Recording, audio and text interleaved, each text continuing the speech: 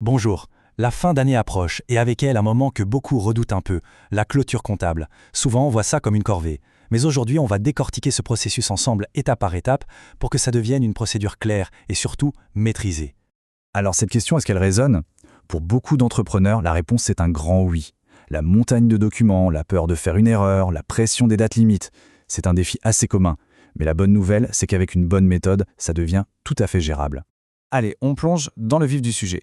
Le point de départ, la base de tout, le truc absolument essentiel pour une comptabilité saine, ce sont les rapprochements bancaires. C'est vraiment la fondation sur laquelle tout le reste va se construire, donc il faut y porter une attention toute particulière. L'idée, en fait, elle est simple, mais elle est fondamentale. Il faut s'assurer que chaque opération dans les livres de l'entreprise correspond au centime près à ce qu'il y a sur les relevés de la banque. Chaque entrée, chaque sortie, tout doit matcher, sans aucune exception. Ce qui est vraiment puissant avec cette étape, c'est son côté préventif. En faisant ces rapprochements régulièrement, on repère les écarts tout de suite, au moment où ils se produisent. Le point crucial, c'est d'éviter le fameux effet boule de neige, qui transforme un petit oubli en un énorme casse-tête des mois plus tard.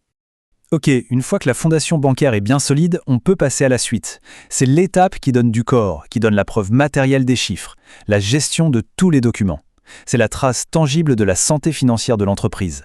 Ici, le but du jeu, c'est de rassembler, d'organiser et de bien vérifier chaque facture, chaque reçu, la moindre pièce justificative.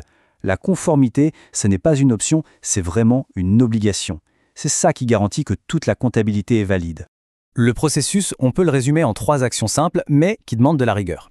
D'abord, on classe, de façon méthodique. Ensuite, on vérifie, est-ce que tout est là, est-ce que c'est correct? Et enfin, on complète s'il manque des infos. C'est ce trio qui assure une piste d'audit impeccable. Bon, on a nos fondations, on a nos preuves, maintenant, il est temps de mettre sa casquette de détective. On va se lancer dans une analyse minutieuse de chaque écriture comptable. C'est vraiment là que les détails importants se révèlent. À cette étape, il faut vraiment de la concentration. Chaque ligne, chaque compte doit être scruté à la loupe pour être sûr que tout est cohérent et exact. C'est précisément à ce moment-là que se joue la fiabilité des futurs états financiers. L'objectif de cette revue est donc très clair, c'est de traquer activement les anomalies. On part à la recherche des erreurs de saisie, les transactions qui auraient été enregistrées 2 fois, ou pire, des omissions. Un oubli peut complètement fausser la vision financière de l'entreprise. Chaque anomalie trouvée est une victoire. Rapprochement, validation des pièces, revue des écritures, on voit bien comment toutes ces étapes s'emboîtent. Mais c'est aussi en additionnant ces couches de vérification que la complexité peut commencer à peser. Ce n'est plus juste une liste de tâches, c'est un système interconnecté où chaque détail a son importance. Et cette image, elle est très parlante.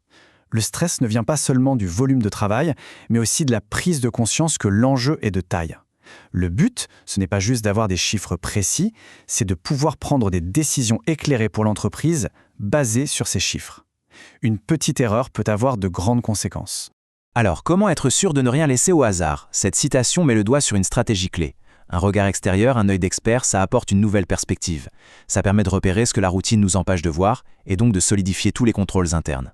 Abordons la phase finale. L'objectif, ce n'est pas seulement de boucler le processus, mais de le faire avec une certitude absolue. Comment transformer cette période de haute pression en une démonstration de contrôle et de sérénité? Et voilà l'idée fondamentale. Faire appel à une assistance professionnelle, ce n'est pas un aveu de faiblesse, c'est une décision stratégique. C'est choisir de déléguer la complexité technique pour mieux se concentrer sur sa propre expertise, la vision et la croissance de son entreprise. C'est un choix en faveur de la tranquillité d'esprit et de la performance. Et on va se quitter sur cette question. Est-ce que ce processus de fin d'année est vu comme une simple obligation à remplir ou est-ce que c'est l'occasion d'en faire un véritable outil de pilotage pour l'avenir? La différence est énorme. Tout l'enjeu est là. Transformer une contrainte en une opportunité. C'est ça qu'il faut retenir. Et avec la bonne méthode et le bon soutien, c'est tout à fait possible.